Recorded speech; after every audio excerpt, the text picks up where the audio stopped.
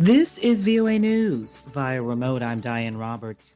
Negotiators are closer to saving the Iran nuclear deal, but sticking points remain, diplomats said Sunday at the end of the latest round of talks.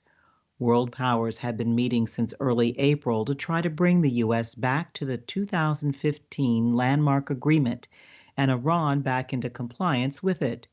Sunday's meeting came a day after ultra-conservative cleric Ebrahim Raisi was declared the winner of the Islamic Republic's presidential election, replacing moderate Hassan Rouhani. The chair of the talks did not say when talks would resume, noting the main problem continued to be finding a solution between lifting U.S. sanctions on Iran and reversing Tehran's stepped-up nuclear activities.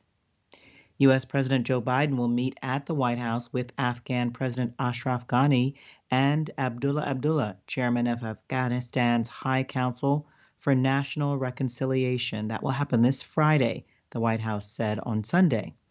The meeting comes at a critical time when fighting between Afghan security forces and Taliban militants has surged.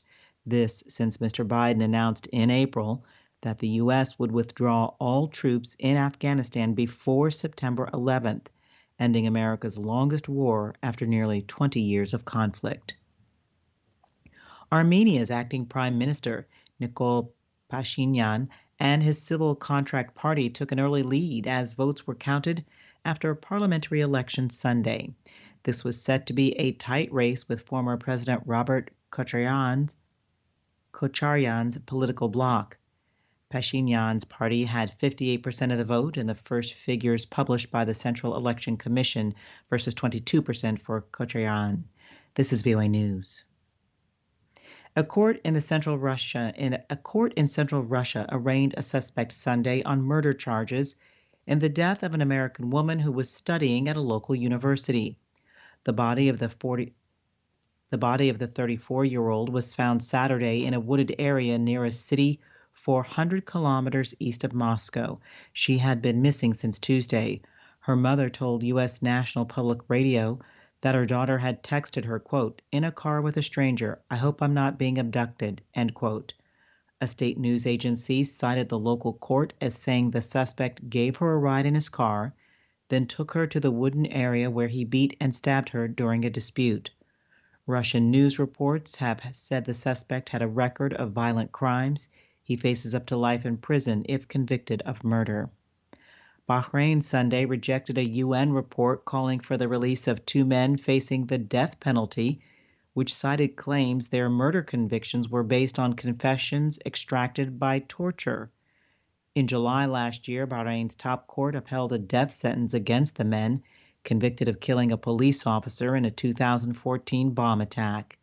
A Bahraini government spokesperson told AFP in a written statement the men were convicted of serious criminal offenses.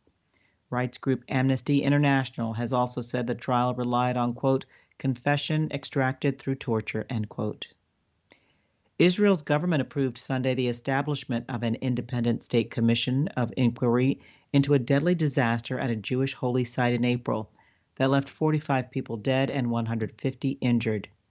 Prime Minister Naftali Bennett said the commission would investigate major safety shortcomings that led to a deadly stampede at Lag BaOmer celebrations.